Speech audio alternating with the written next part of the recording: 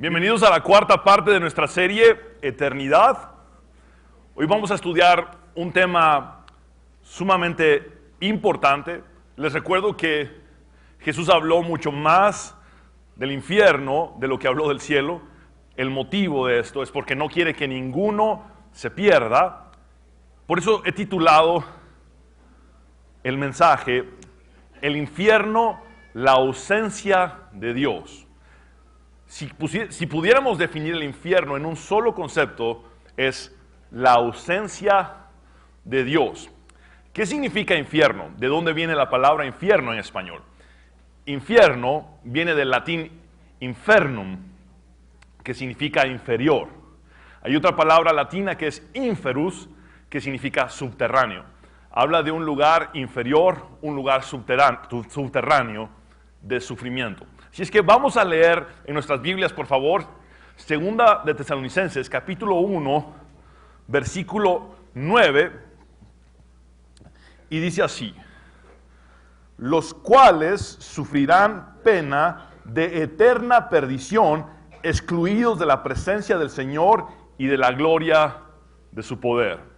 Vamos a leerlo de nuevo. Los cuales sufrirán pena de eterna perdición, excluidos de la presencia del Señor y de la gloria de su poder. El infierno es la ausencia absoluta de Dios. Vamos a orar. Señor, te damos gracias por tu palabra que es viva y eficaz y más cortante que toda espada de dos filos. Señor, habla a tu congregación. Yo reconozco que no soy digno de hacer lo que hago y solamente puedo aferrarme a tu gracia y misericordia. Solo tú tienes palabras de vida eterna y yo no las tengo. Acudo a ti, Señor, a tu Espíritu Santo, para que puedas hablar a tu pueblo en esta hora. En el nombre de Jesús, amén y amén. Pueden sentarse, por favor.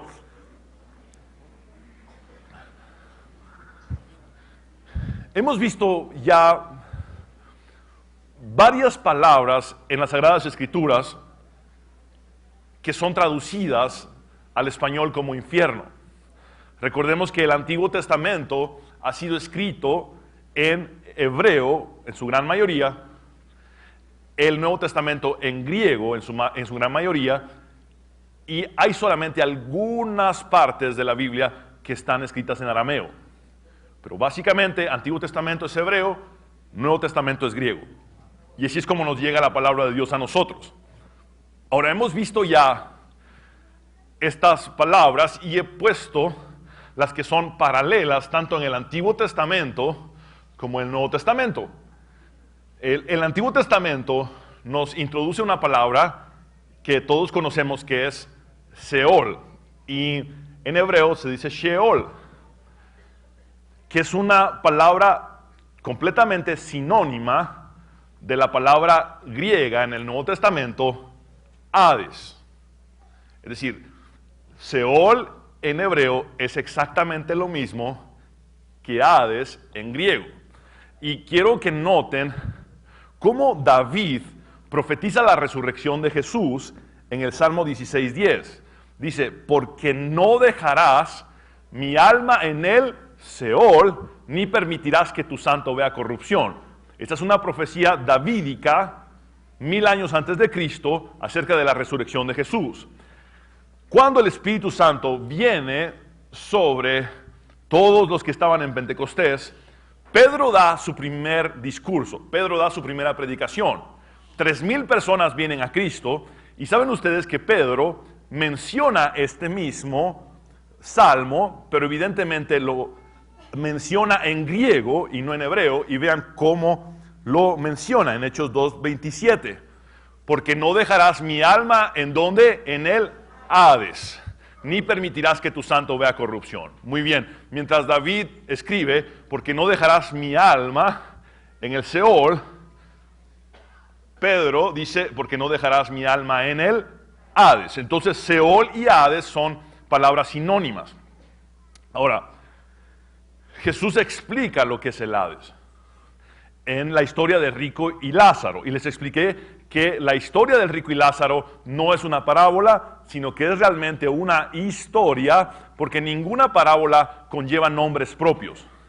Jesús siempre cuando habló de parábolas dijo, muy bien, el hijo pródigo, la oveja perdida, la moneda perdida, habla de personajes sin nombre propio, el buen samaritano, pero acá Dios habla de el rico y Lázaro, específicamente por nombre. Está hablando de una historia, literalmente de ultratumba, de algo que sucede en un contexto de eternidad. Y cuando Jesús se refiere al Hades, se refiere al Hades como un lugar de tormentos. Vean lo que dice Lucas 16:23. Y en el Hades, el rico alzó sus ojos, estando en tormentos, y vio de lejos a Abraham y a Lázaro en su seno. Entonces, recordemos, la llave que abre la revelación del Antiguo Testamento es el Nuevo Testamento. Para entender lo que es el Seol, necesitamos entender lo que Jesús presenta como Hades, porque son sinónimos. Entonces, Sheol y Hades significan lugar de sufrimiento. Ahora, tenemos otra palabra que se usa en el griego del Nuevo Testamento, pero que viene de dos palabras del Antiguo Testamento que el pastor general explicó excelentemente la semana pasada. Escuché las 3 prédicas por la radio y lo hizo de una manera sumamente excepcional. Y Valle de Hinnom es en hebreo Gehinom. Y ahora, cuando contraemos estas dos palabras, Ge, que es valle, Hinnom es el nombre del valle, cuando contraemos Gehinom, en griego se dice Gehenna o Gehenna. Es exactamente lo mismo. Está hablando del valle de Hinnom, también conocido como el valle del hijo de Hinnom. Ahora, ¿qué pasa en este valle y qué pasa con esta palabra? Esta es la palabra más explícita, específicamente en griego, Gehenna, es la palabra más explícita que Jesús usa para describir el infierno. Es el valle de Gehenna. Jesús usa esta palabra en su primera predicación. En el Monte de los Olivos, era como que Jesús no podía esperar a decir Gehenna, porque no quiere que ninguno se pierda. Es en el Monte de los Olivos donde dice la palabra Gehenna en 3 ocasiones. La dice en todas sus enseñanzas a través de los evangelios en 11 ocasiones. Y es su medio hermano, Santiago, quien la dice por una 12ª vez. O sea, es una palabra sumamente explícita. Ahora, ¿por qué el Valle de Hinnom está completamente vinculado con el Gehenna?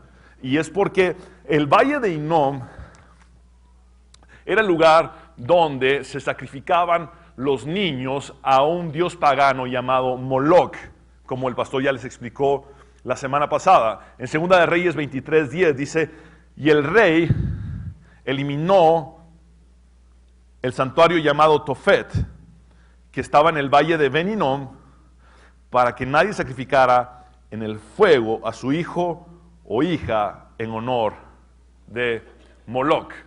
Y ese rey fue Josías, que fue levantado por Dios para erradicar los falsos altares a los falsos dioses. Moloch era un dios cananeo, y la forma en que se adoraba a Moloch era sacrificando bebés y niños que se quemaban en un horno que la misma estatua tenía bajo sí misma. Se llamaba el santuario de Tofet porque Tof significa tambor.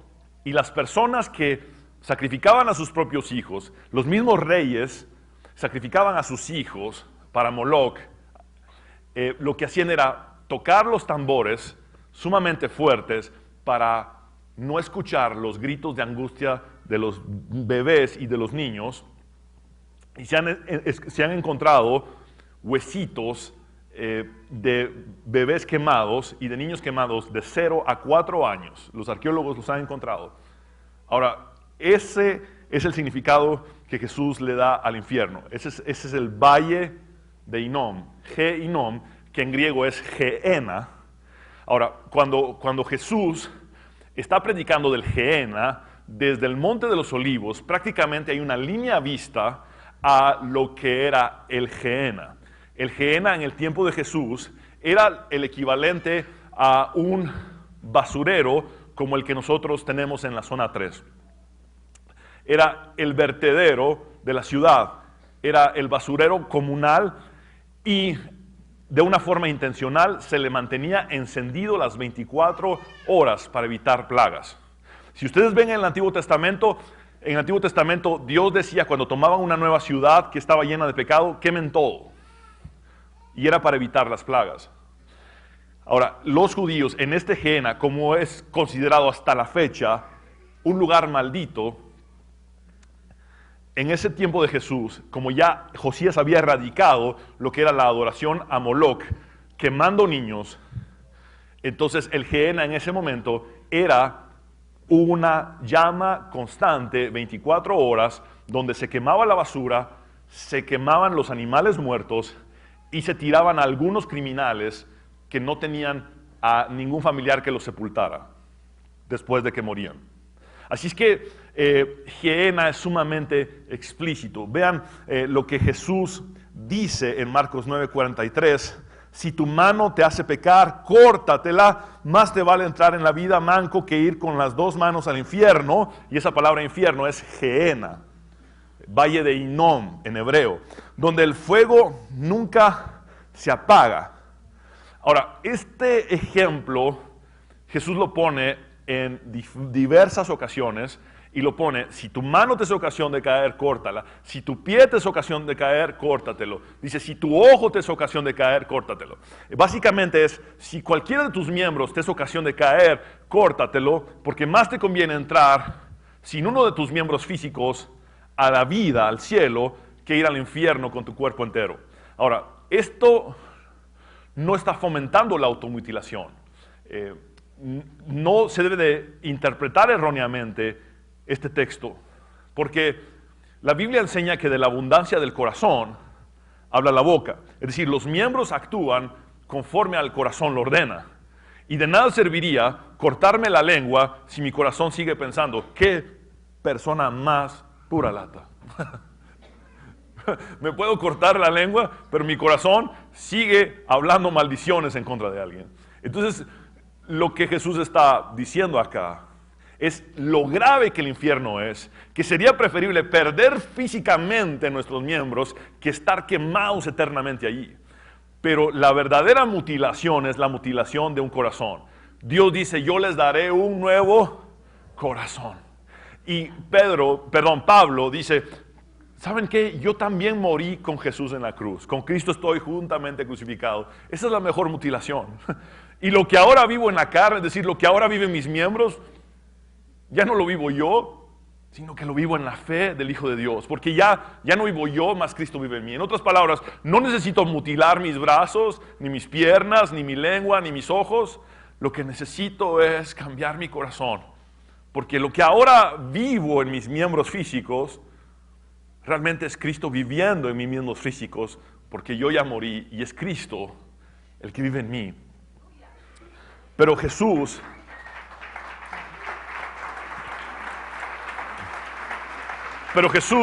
hace este énfasis para hacernos ver lo grave y espantoso del fuego eterno. Gehenna significa un fuego que nunca se apaga eternamente. Otro término que usa la palabra de Dios, y de hecho, recordemos que si bien Génesis, en cuanto a su descripción, es el libro más antiguo, en cuanto a su escritura, el libro más antiguo es Job.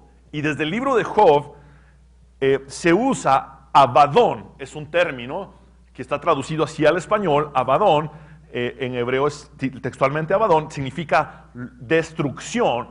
Y en el Antiguo Testamento aparece como un lugar de destrucción. Y vamos a ver lo que dice, por ejemplo, Job acerca de la soberanía de Dios. Dice, el Seol está descubierto delante de él y el Abadón no tiene cobertura. Muy bien. Ahora, esto habla de la soberanía de Dios, de la omnipresencia de Dios. El salmista dice en el Salmo 139, ¿a dónde huiré de tu espíritu? Si fuera al cielo, ahí estarías tú. Si fuera al Seol, ahí me encontrarías tú. Habla de esa soberanía de Dios y de que nadie puede escapar de Dios. Ahora, Job está usando a Seol y a Abadón como sinónimos en hebreo. Si bien Seol es un sinónimo de Hades en griego, Seol en hebreo tiene un sinónimo en hebreo también que es Abadón y significa lugar de destrucción. El salmista Emán, el esraíta, escribe lo siguiente en el Salmo 88:11 y vamos a compararlo en 3 versiones para que entiendan mejor lo que es el Abadón. Vean, en la primera versión, que es la Reina Valera 1960, será contada en el sepulcro tu misericordia o tu verdad en el Abadón. Luego vean cómo traduce Abadón la Nueva Traducción Viviente. ¿Pueden anunciar tu amor inagotable los que están en la tumba? ¿Pueden proclamar tu fidelidad los que están en el lugar de destrucción? Vean que ya no dice Abadón, sino que lo traduce conforme a lo que significa. Abadón es el lugar de destrucción.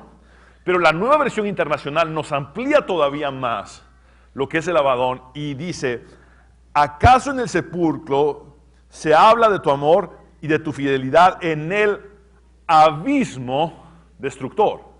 Muy bien, ¿qué es Abadón? Es un lugar de destrucción. Pero ¿cuál es la característica del Abadón? Es un abismo de destrucción. Por favor, repitan conmigo abismo, porque es una palabra clave para poder entender lo que hoy estudiaremos acerca del infierno. Ahora, en el Nuevo Testamento, Abadón ya no es solamente un lugar, sino en el Nuevo Testamento, Abadón se convierte en un personaje que es un ángel de destrucción. En el griego se dice Apolión, se transcribe Apolluón, pero si bien Abadón, que aparece desde el libro de Job en el Antiguo Testamento en hebreo, es un lugar de destrucción o un abismo destructor, en el Nuevo Testamento se refiere a un ángel específico, Apolión. Ahora, veamos lo que dice Apocalipsis 9:11. Y tienen por rey sobre ellos al ángel del abismo. Recordemos que cuando vimos la traducción de la Nueva Versión Internacional, cuando habla del Abadón, dice abismo destructor, ¿verdad? Pero el abismo destructor tiene un ángel que se llama Abadón, que es el responsable de ese ángel, que es el ángel del abismo más bien, cuyo nombre en hebreo es, vean, Abadón, y en griego es Apolión. Ahora, este ángel Apolión dice que es el rey sobre ¿quiénes? Sobre las langostas que habrían de salir o que habrán de salir después de que suene la quinta trompeta del juicio de Dios. Recordemos que Apocalipsis tiene las 7 trompetas y las 7 copas. Las 7 trompetas, cada una de ellas será tocada por un ángel de Dios. Cuando el quinto ángel suene la quinta trompeta, ¿saben qué va a pasar? Se va a abrir el abismo. El abismo va a ser abierto. El abismo destructor, el Abadón, el infierno se va a abrir durante la tribulación. Y dice que será tanto el humo que la tierra se va a oscurecer de tanto humo que va a salir del abismo. Y de ese abismo van a salir langostas con poder de escorpiones. Ahora, la descripción es monstruosa. Esas langostas tienen cuerpo de caballo, cola de escorpión, tienen alas, tienen rostro humano, tienen dientes de león, tienen pelo de mujer.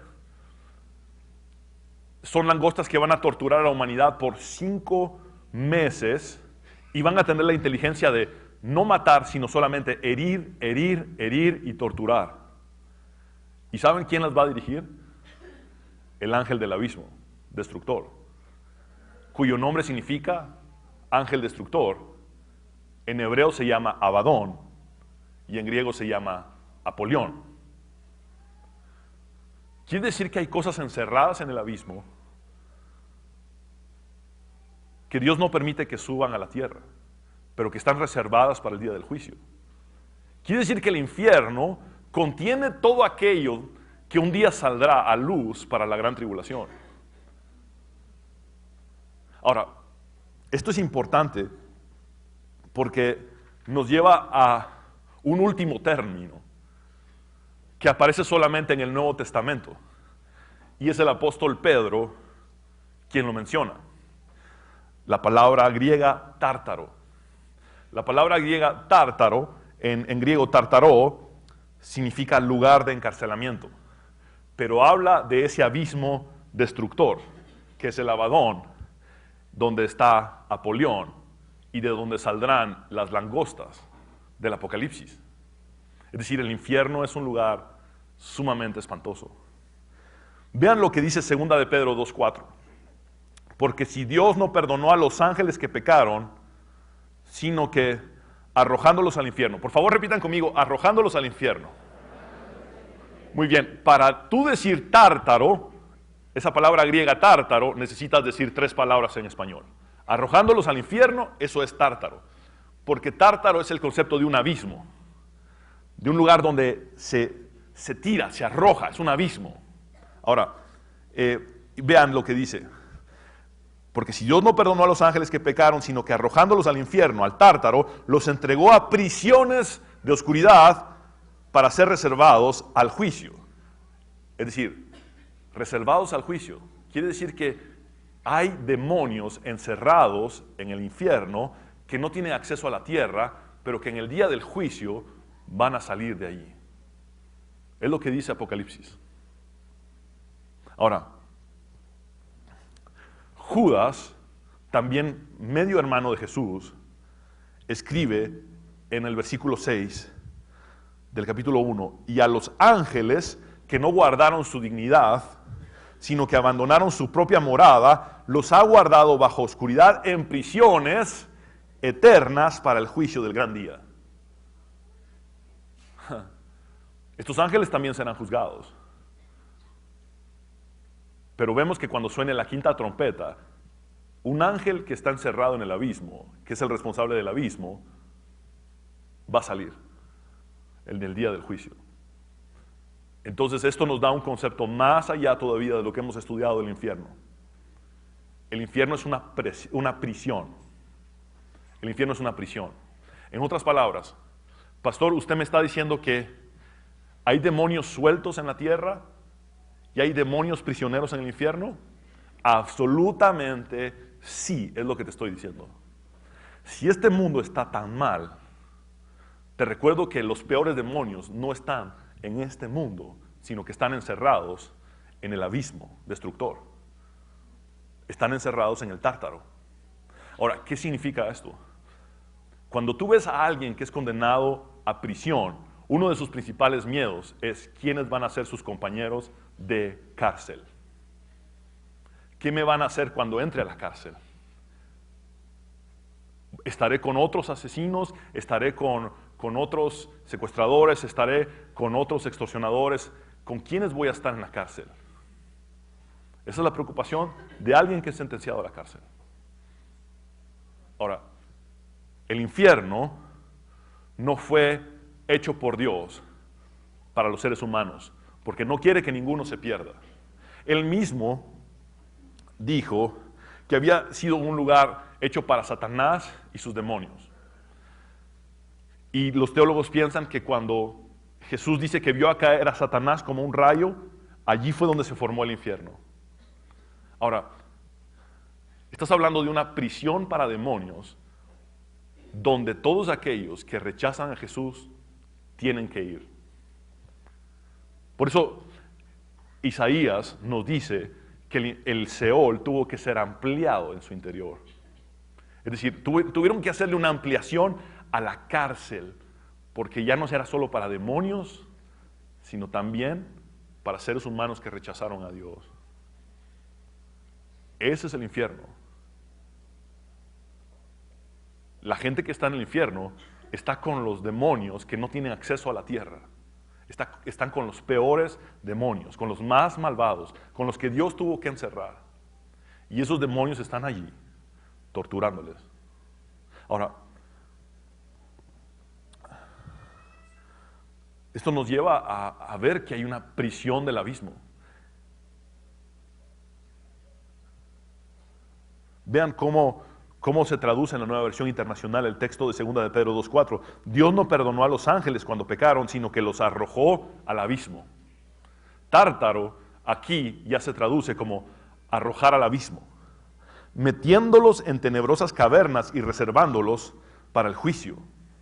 Ahora, esto me recuerda la historia del Gadareno, porque toda la Biblia está hilada entre sí. La Biblia es un libro maravilloso. Tomó 1600 años en ser escrito por más de 40 autores, desde la gente más sencilla hasta los más letrados, y toda la Biblia tiene un hilo conductor y una lógica.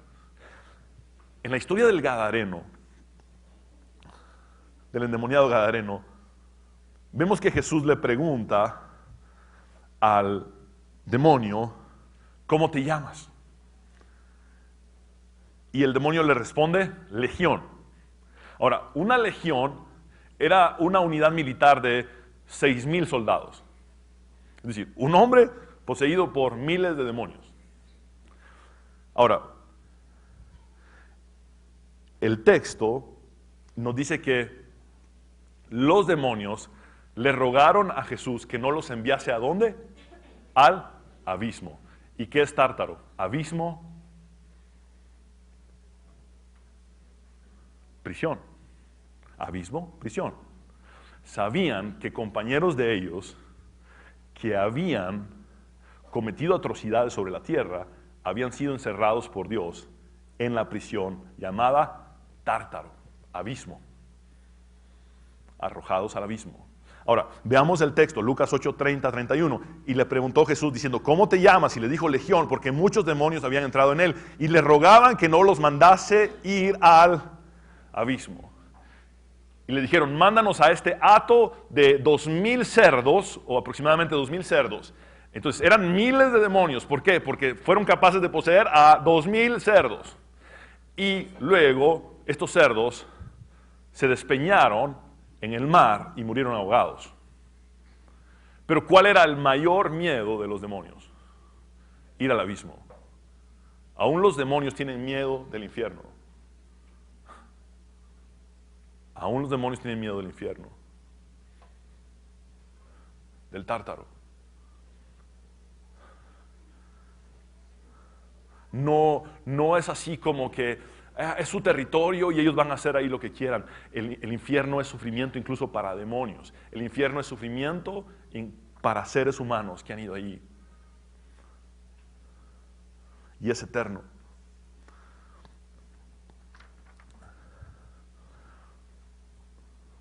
El punto número 1 es que el infierno es una prisión eterna. En la historia de Rico y Lázaro, vemos que el rico le dice a Abraham, a la distancia, manda que Lázaro se moje la punta del dedo para que refresque mis labios. Y vean que Abraham responde diciendo, hijo, no podemos hacer eso, no se puede hacer eso. Recuerda que están en lugares distintos. Y dice Abraham en el versículo 26 de Lucas 16, además de eso, hay un gran, ¿qué? Abismo entre nosotros y ustedes, de modo que los que quieren pasar de aquí para allá no pueden, ni tampoco pueden los de allá para acá, incluyendo demonios que han sido encerrados allí. En 1 de Pedro 3, 18, 19 vemos que se nos relata, porque también Cristo padeció una sola vez por los pecados, el justo por los injustos, para llevarnos a Dios.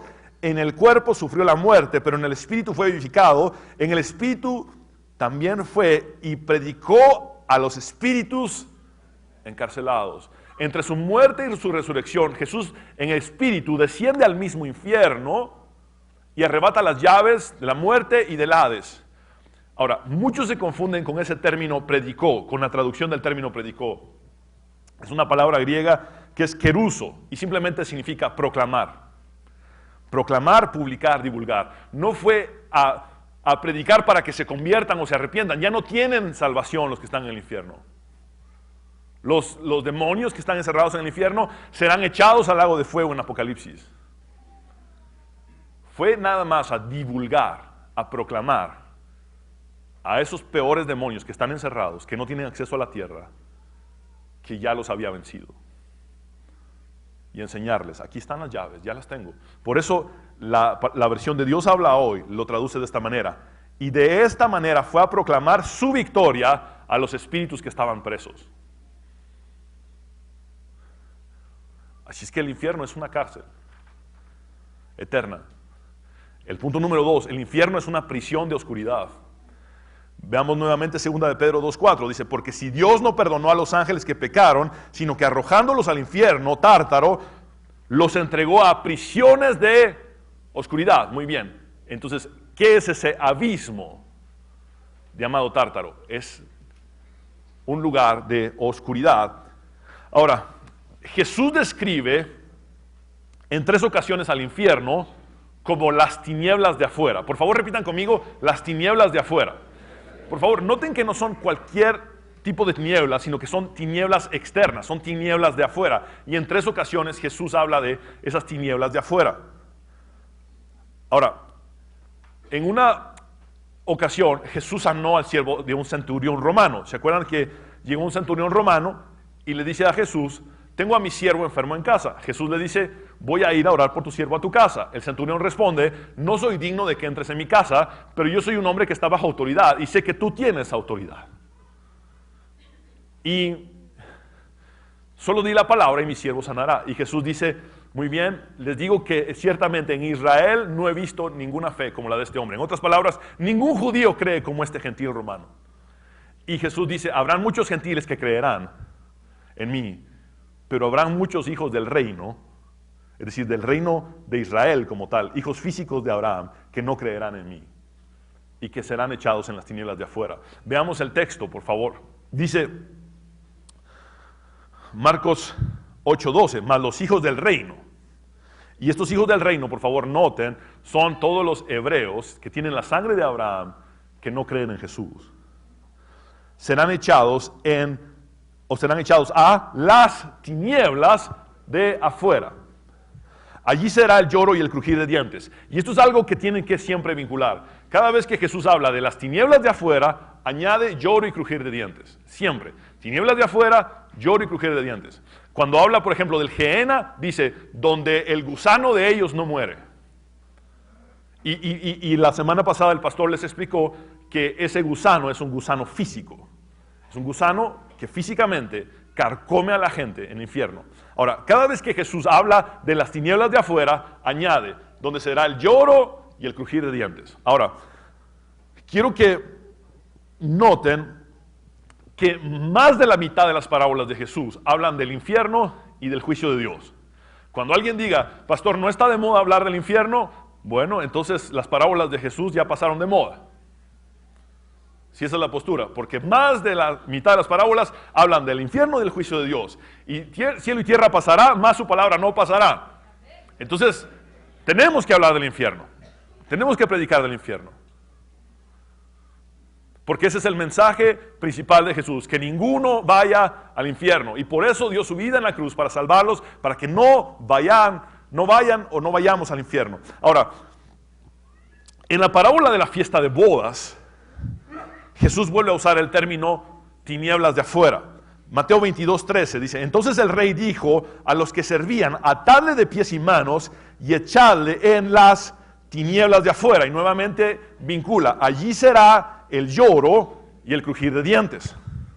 En la parábola de los talentos, que es una de las parábolas más conocidas de Jesús, dice, aquel que recibió un talento y lo enterró por miedo y no produjo nada para su señor, considerado como un siervo inútil. Vean lo que Jesús dice en Mateo 25:30. Y al siervo inútil echarle en las tinieblas de afuera, y nuevamente vincula lloro y crujir de dientes. Allí será el lloro y el crujir de dientes. Ahora, quiero mostrarles un contraste. Tinieblas de afuera significa ausencia de Dios. La Biblia nos dice que la Nueva Jerusalén no tiene necesidad de sol. ¿Cuál es la Nueva Jerusalén? Es la capital del cielo. La Nueva Jerusalén no tiene necesidad de sol. Vean lo que dice Apocalipsis 21:23. La ciudad no tiene necesidad de sol ni de luna que brillen en ella, porque la gloria de Dios la ilumina y el Cordero es su lumbrera.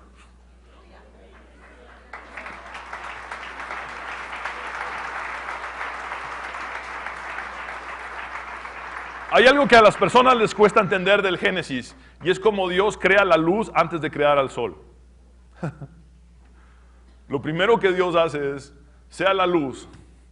Pero entonces, ¿cómo le iba a poner luz al sol si no había hecho antes la luz? La luz no depende de una lumbrera llamada sol.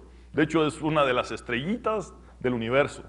Dios hizo muchas otras, quizás solo para entretenerse. Estamos hablando de que la luz de Dios habla de su presencia. El cielo está lleno de su presencia. Y el cielo no tiene necesidad de sol. Pero cuando ves el contraste con el infierno, estás hablando de unas tinieblas de afuera. ¿De afuera de quién? De afuera de Dios. Dios no está allí. Su luz no está allí. Ahora, vean lo que dice Apocalipsis 22:5. No habrá allí más noche y no tiene necesidad de luz de lámpara, ni de luz de sol, ni de luz del sol, porque Dios el Señor los iluminará y reinarán por los siglos de los siglos. Donde está Dios hay luz. Y Jesús habla del infierno como el lugar de las tinieblas de afuera de la luz de Dios. De hecho, durante la fiesta de la Pascua, los hebreos encendían 4 lámparas enormes en el patio de las mujeres del templo.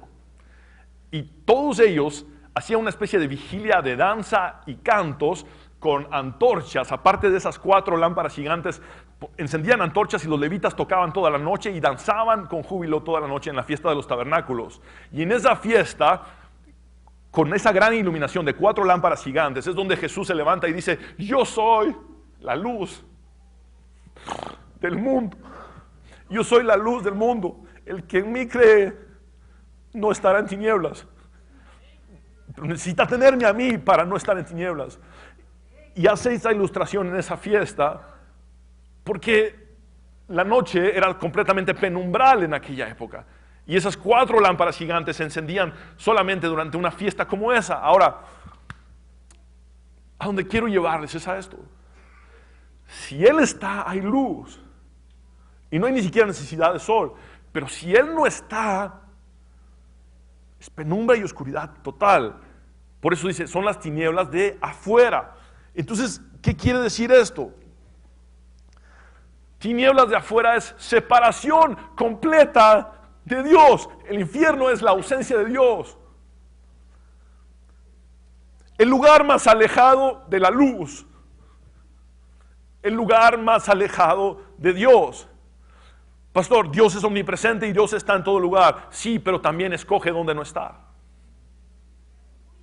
¿No crees que si tiene la potestad de estar donde quiera, también puede escoger no estar en un lugar? No, Jesús le dijo: Padre mío, ¿por qué me has abandonado? ¿O por qué me has desamparado? No fue que no escogió estar en ese momento allí en la cruz, viendo a su hijo morir. Dios no está en el infierno. Y lo peor del infierno es la ausencia de Dios. Por eso el apóstol Pablo habla de las consecuencias eternas para los que no conocieron a Dios ni obedecen el evangelio de nuestro Señor Jesucristo. Segunda de Tesalonicenses 1:9, el texto que leímos al principio. Los cuales sufrirán pena de eterna perdición, excluidos de la presencia del Señor, excluidos de la presencia del Señor y de la gloria de su poder. Ahora, para definir el infierno, quisiera que viéramos unos versículos en contraposición. ¿A qué me refiero con esto? Si el infierno es la ausencia de Dios, veamos qué pasa en la presencia de Dios. Donde está el Espíritu del Señor, allí hay libertad. Entonces,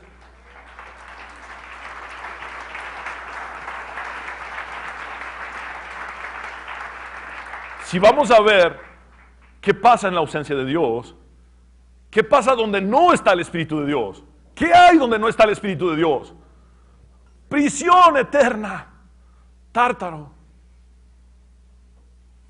cadenas eternas. No hay salida, no hay escape. Y es en esas tinieblas de afuera donde se dan el lloro y el crujir de dientes. Ese es el punto número 3. En las tinieblas de afuera se dan el lloro y el crujir de dientes. Y quiero que primero veamos lo que es el lloro. Dice el salmista David, Salmo 16, 10, 11, profetizando de la resurrección de Jesús: porque no dejarás mi alma en el Seol. Ahora, vimos que Seol y Hades son sinónimos, ¿verdad? Y dijimos que Hades es descrito por Jesús como lugar de tormentos. Muy bien. En otras palabras, está diciendo esta profecía: porque no dejarás mi alma en el lugar de tormentos, ni permitirás que tu santo vea corrupción. Se refiere a que el cuerpo de Jesús nunca experimentó la putrefacción física. Ahora, vean lo que dice. En lugar de esto, ¿verdad? Me mostrarás la senda de la vida. Cuando Jesús habla de la vida, en contraste con el Gehenna, infierno, se refiere al cielo. En tu presencia hay plenitud de gozo, delicias a tu diestra para siempre. Delicias a tu diestra para siempre. Muy bien. En otras palabras, no dejarás mi alma en el lugar de tormentos, porque Jesús descendería al mismo Seol, a arrebatar las llaves de la vida y de la muerte, a proclamar su victoria a los espíritus encarcelados, a los demonios encarcelados allí. Ahora, ¿qué dice? Me vas a resucitar y me mostrarás la senda de la vida. En tu presencia hay plenitud de gozo y delicias a tu diestra para siempre. Ahora, veamos en contraposición esto que estamos estudiando en este momento. En tu presencia hay plenitud de gozo. Entonces, sin tu presencia hay plenitud de llanto, tristeza, amargura, lamento, condenación, y la lista podría seguir. Lo peor del infierno es la ausencia de Dios. Son las tinieblas de afuera, que dan como resultado lloro eterno, pero también crujir de dientes. Y algunos todavía tienen duda de qué es el crujir de dientes. ¿A qué se refiere la Biblia con el crujir de dientes? Usa esta expresión muchas veces la Biblia, crujir de dientes. Pero donde mejor se explica es cuando Esteban da su predicación antes de ser asesinado, antes de ser apedreado. Esteban predicó y los líderes judíos que estaban frente a él, en señal de enojo y frustración, crujieron sus dientes. Vean lo que dice Hechos 7:54. Oyendo estas cosas, se enfurecían en sus corazones y crujían los dientes contra él. Eso es señal de odio, señal de amargura. Ahora, si Dios es amor, donde Dios está, hay amor. Pero si Dios no está en el infierno es solamente odio, rencor, culpa, remordimiento. Y saben, uno de los peores odios del infierno es el odio que la persona sentirá contra sí misma por haber tenido la oportunidad de venir a Cristo y no haberlo hecho. Escuché una predicación de David Wilkerson, un siervo de Dios que ya está en la presencia de Jesús. David Wilkerson predicó en Nueva York acerca del infierno y escuché su predicación en la computadora y él dijo: si tú, que me estás escuchando hoy, predicar acerca del infierno, no decides creer en Jesús, vas a recordar mi cara y mi predicación eternamente odiándote en el infierno, odiándote a ti mismo en el infierno. Y vas a crujir tus dientes en contra de ti mismo, porque te odiarás a ti mismo, porque tuviste esta oportunidad de escucharme predicar acerca del infierno, y tuviste la oportunidad de venir a Cristo, y no lo hiciste. Y vemos que el infierno es un lugar de completa lucidez. Esa es la peor tortura del infierno. Hay lucidez plena en el peor de los sufrimientos. Y es lo mismo que yo te digo a ti.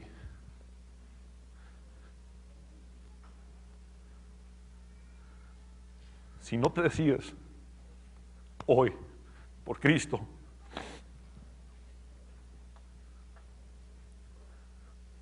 vas a recordar esta prédica eternamente en el infierno. Y vas a crujir tus dientes en odio contra ti mismo, porque cuando tuviste la oportunidad, no la tomaste.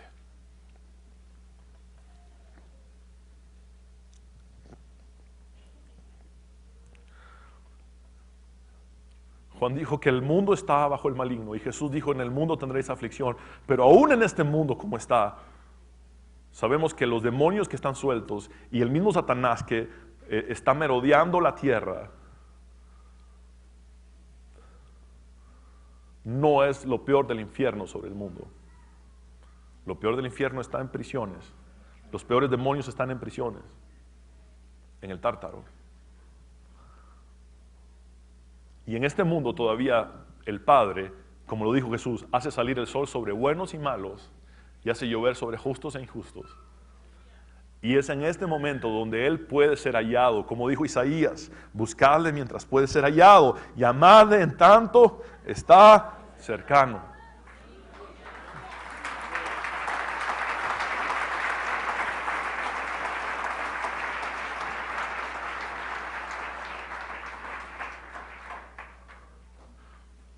Hay una historia que se dio en Alemania.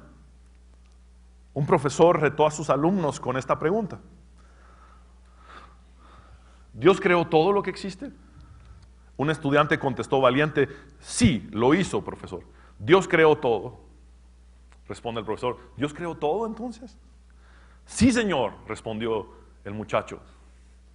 El profesor contestó: si Dios creó todo, entonces Dios hizo el mal. Pues el mal existe, y bajo el precepto de que nuestras obras son un reflejo de nosotros mismos, entonces, si Dios hizo el mal, Dios es malo. El estudiante se quedó callado ante tal respuesta, y el profesor, feliz, se jactaba de haber probado a un nuevo grupo, una vez más, que la fe cristiana era un mito. Otro estudiante levantó su mano y dijo: ¿puedo hacerle una pregunta, profesor? Por supuesto, respondió el profesor. El muchacho se puso de pie y preguntó: profesor, ¿existe el frío? ¿Qué pregunta es esa? Por supuesto que existe. ¿Acaso usted no ha tenido frío? Respondió el profesor. El estudiante respondió: de hecho, señor, el frío no existe.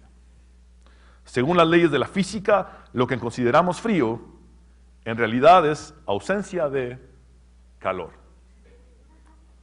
Todo cuerpo u objeto es susceptible de estudio cuando tiene o transmite energía. El calor es lo que hace que dicho cuerpo tenga o transmita energía. El cero absoluto es la ausencia total y absoluta de calor. Todos los cuerpos se vuelven inertes, incapaces de reaccionar, pero el frío no existe. Hemos creado ese término para describir cómo nos sentimos si no tenemos calor. Y el joven sigue diciendo: profesor, ¿existe la oscuridad? El profesor respondió: por supuesto que existe la oscuridad. El estudiante contestó: nuevamente se equivoca, señor. La oscuridad tampoco existe. La oscuridad es en realidad ausencia de luz. La luz se puede estudiar, la oscuridad no. Incluso existe el prisma de Nichols para descomponer la luz blanca en los varios colores en que está compuesta, con sus diferentes longitudes de onda. La oscuridad, no. Un simple rayo de luz rasga las tinieblas e ilumina la superficie donde termina el haz de luz. ¿Cómo puedes saber cuán oscuro está un espacio determinado? Con base en la cantidad de luz presente en ese espacio. ¿No es así? Oscuridad es un término que el hombre ha desarrollado para describir lo que sucede cuando no hay luz presente. Finalmente, el muchacho preguntó al profesor: señor, ¿existe el mal? El profesor respondió: por supuesto que existe. Como lo mencioné al principio, vemos violaciones, crímenes y violencia en todo el mundo. Esas cosas son el mal. A lo que el estudiante respondió: el mal no existe, señor. O al menos, no existe por sí mismo. El mal es simplemente la ausencia de Dios. Es al igual que los casos anteriores, un término que el hombre ha creado para describir esa ausencia de Dios. Dios no creó el mal. Dios es como la fe, no es como la fe o el amor, que existen como existen el calor y la luz. En otras palabras, Dios no creó el mal. Todo lo que creó fue la fe y el amor.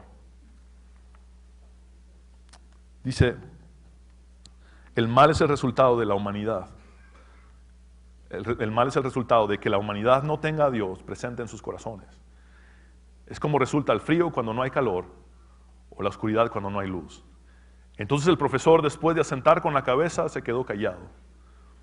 Aquel estudiante, aquel muchacho, se llamaba Albert Einstein.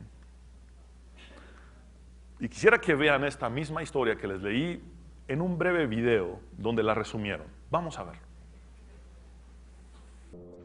Nun werde ich euch beweisen,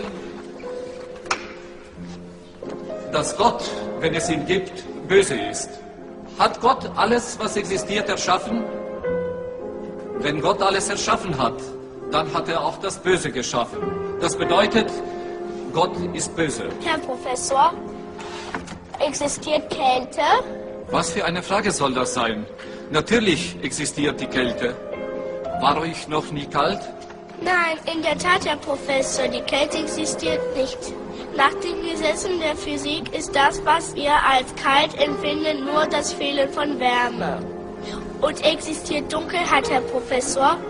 Selbstverständlich existiert sie. Nein, sie ist nur das Fehlen von Licht. Wir können das Licht messen, aber die Dunkelheit nicht. Das Böse existiert nicht, genau wie die Kälte und die Dunkelheit.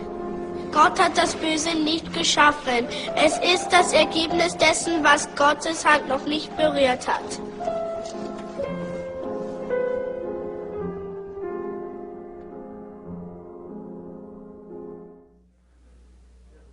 Dios no creó el infierno para ti, ni para mí, ni para ningún ser humano. Es una prisión para demonios, donde por consecuencia los que le rechazan van a compartir cárcel con demonios que los torturarán eternamente.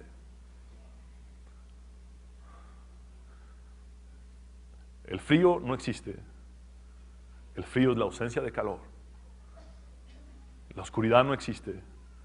La oscuridad es la ausencia de luz. El mal no existe. El mal es la ausencia de Dios. Y lo peor del infierno es la ausencia de Dios. Donde está el Espíritu del Señor hay libertad. Donde no está, hay prisión. En tu presencia hay plenitud de gozo. Donde no está la presencia de Dios, hay plenitud de llanto, de crujir de dientes. Lo peor del infierno es que Dios decide no estar allí. Ahora, tenemos esperanza. Y esta es nuestra esperanza. Tenemos a un hombre que es sobre todo nombre. Es el nombre de Jesús, en el cual podemos ser salvos.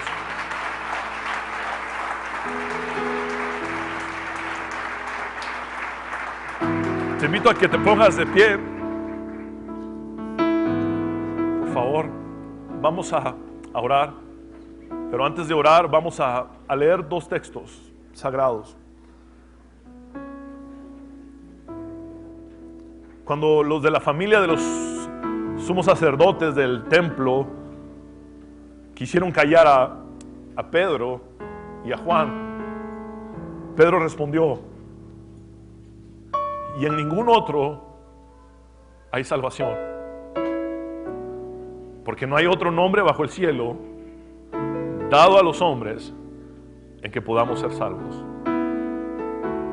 Jesús dijo: yo soy el camino, la verdad y la vida, y nadie viene al Padre si no es por mí. En su primera predicación el apóstol Pedro dice: y todo aquel que invocar el nombre del Señor será salvo. ¿Quieres librarte de compartir la prisión eterna con Satanás y sus demonios? Solamente dile: Jesús, sálvame. Vamos a orar. Señor, hoy venimos delante de ti a agradecerte porque decidiste entregar tu vida en la cruz para perdonar mis pecados y los pecados de mis hermanos. No hay ningún otro nombre bajo el cielo dado a los hombres en el cual podamos ser salvos. Es solamente el nombre de Jesús. Arrebátalos del infierno, Señor. Arrebátalos del fuego del infierno a través de tu nombre, que es sobre todo nombre, Jesús. Hoy invocamos tu nombre, Jesús, y sabemos que en tu presencia hay libertad y plenitud de gozo, y es ahí donde queremos estar para siempre. No dejarás mi alma en el Seol, ni permitirás que tu santo vea corrupción. Me mostrarás el camino de la vida. En tu presencia hay plenitud de gozo y delicias a tu diestra. El Señor no quiere que vayas a un lugar de lamento y de tormento. El Señor quiere que entres en la plenitud de la vida para estar con Él eternamente. Señor, te doy gracias por salvar, porque tu mayor deleite, como dice la palabra, es amar. Tu mayor deleite es amar, y quieres salvarnos a todos, porque de tal manera amó Dios al mundo que ha dado a su Hijo unigénito, para que todo aquel que en Él crea y cree no se pierda, mas tenga vida eterna. No hay acepción de personas, es todo el que cree. Así es que yo quiero invitarte hoy a creer en Jesús. Voy a hacer la oración de fe. Una oración de fe que no es una fórmula mágica. Es una oración de fe que tiene que ser hecha no solamente con labios, sino con corazón, creyendo. Debes de poner tu fe en Jesús. Dile conmigo: Señor Jesús, reconozco que soy pecador, pero también sé que moriste en la cruz para perdonar mis pecados, que derramaste tu sangre perdonándome, limpiándome. Tú eres mi Salvador. No hay salvación en nadie más que en ti. Sálvame, Jesús. Invoco tu nombre, Jesús. Invoco tu nombre, Jesús. Sálvame. Sálvame eternamente. Líbrame del infierno. Y muéstrame el camino a la vida. En el nombre de Jesús hemos orado.